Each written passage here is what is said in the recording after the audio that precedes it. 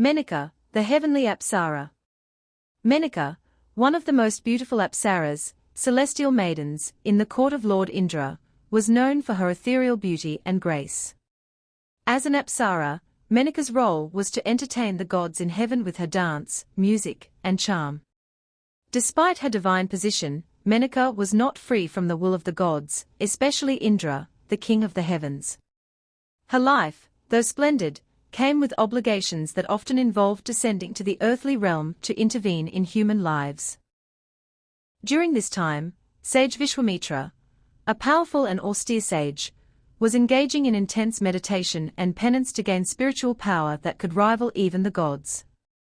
His meditation threatened the stability of the heavens, as his spiritual ascendance would endanger Indra's position.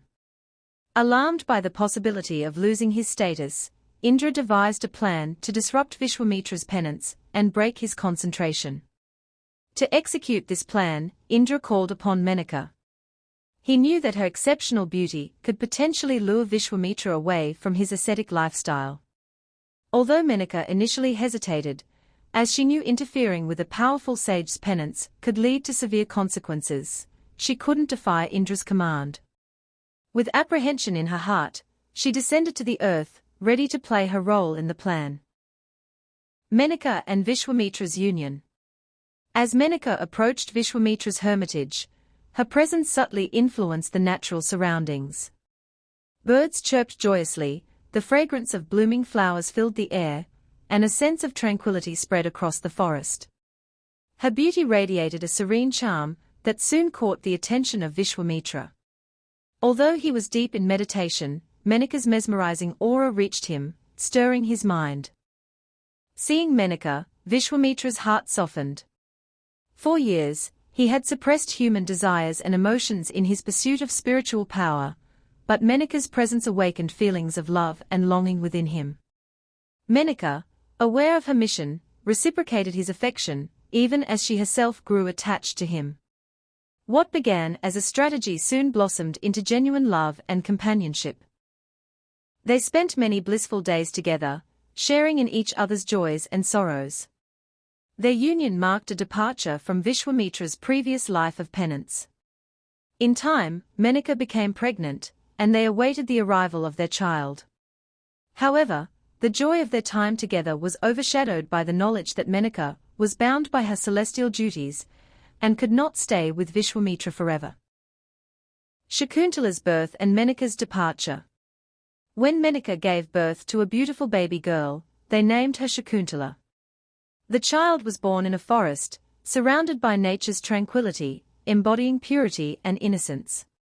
Shakuntala, from her very birth, seemed connected to the natural world, and the birds and animals appeared to recognize and celebrate her arrival. For Vishwamitra, Menaka's departure was a devastating blow. Heartbroken and feeling betrayed, he believed that Menaka's love had been a mere illusion, a ploy to distract him from his penance. Disillusioned, he renounced both Menaka and Shakuntala, retreating into deeper solitude, determined to rid himself of any attachment and to resume his ascetic journey. Thus, Shakuntala was left alone in the forest, a child with divine lineage, abandoned by both her parents. Shakuntala's upbringing by sage Kanva. Shakuntala's fate took a fortunate turn when she was found by sage Kanva, a wise and compassionate rishi who resided in the forest. Kanva took Shakuntala into his care and raised her as his own daughter. Under his guidance, Shakuntala grew up in an ashram, surrounded by the beauty of nature and the love of her adoptive father. Shakuntala's upbringing was simple and humble, but her innate grace and beauty reflected her celestial origins. She was loved by everyone in the ashram, and the creatures of the forest, too, were drawn to her. She developed a deep connection with the natural world, often finding solace and joy in the woods, among the plants and animals that had witnessed her birth. Despite her happy life in the ashram, Shakuntala remained unaware of her true parentage. She believed sage Kanva was her father and accepted her life in the forest as natural and fulfilling. The meeting of Shakuntala and King Dhushyantha. One day, as Shakuntala was gathering flowers in the forest, she encountered King Dhushyantha, a powerful and noble king, who had come to the forest for a hunting expedition. Upon seeing Shakuntala, Dhushyantha was instantly captivated by her beauty and grace. Shakuntala, too, felt a powerful attraction to the king, and they fell in love almost immediately. Dhushyantha proposed marriage to Shakuntala, and though hesitant at first, Shakuntala accepted.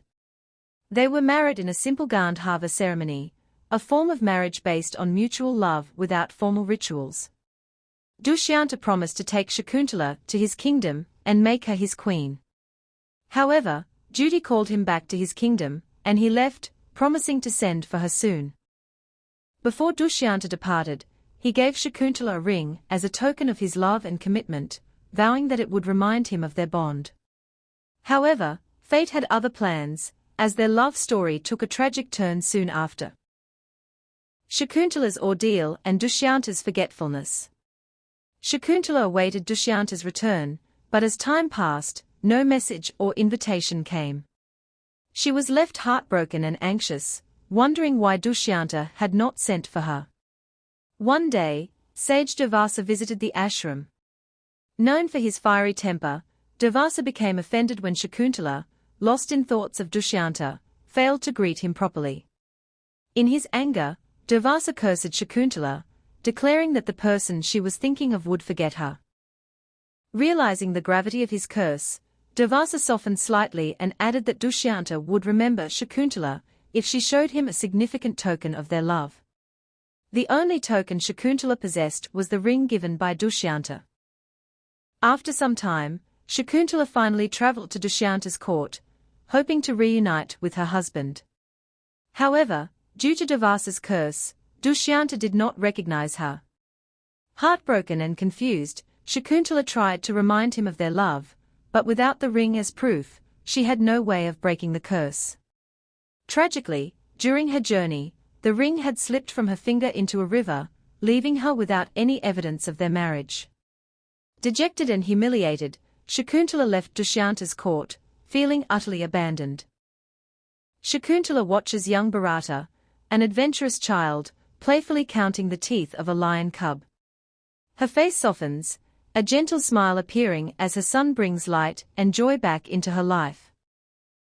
A fisherman holds up the golden ring he's found in the belly of a fish, staring at it with astonishment. His discovery glimmers with the promise of a turning point in the story. Dushyantha clutches the ring, eyes widening as memories of Shakuntala flood back. The scene shifts to his face, showing a mix of shock, regret, and sorrow as he realizes the gravity of his mistake. Dushyantha wanders through the forest, determined yet filled with remorse. The dense woods around him emphasize his isolation and the gravity of his journey to find forgiveness. Dushyantha finds young Bharata playing fearlessly with wild animals. Dushyantha's expression shifts from awe to pride as he realizes the child is his own son, foreshadowing the emotional reunion ahead. Dushyantha kneels before Shakuntala, his face filled with remorse and humility. Shakuntala stands tall, her expression torn between pain and forgiveness, as she considers his heartfelt apology. Shakuntala, with a gentle yet resolved expression, forgives Dushyantha. They embrace, and the forest around them feels alive, celebrating their reunion, a moment of serenity and reconciliation. The coronation of Bharata. In a grand palace hall, young Bharata stands tall beside his parents,